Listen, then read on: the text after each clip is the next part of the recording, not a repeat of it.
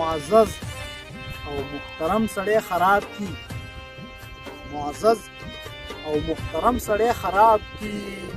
زندگی ګورا قسم سړی خراب کی او په دې کولو باور مکوئ قسم دی په دې کولو باور مکوئ قسم دی چې د ژوند په هر قدم سړی خراب کی او کله کله بې صبري کول هم ښه وي کله بې صبري کول هم ښه وي دا ډېر صبر او ډېر زغم سړی خراب کی ژوند خو ډک له خوند او رنګه دی یارانو ژوند خو ډک له خوند او رنګه دی یارانو خو بس کله کله غم سړی خراب کی چې د مینې انتها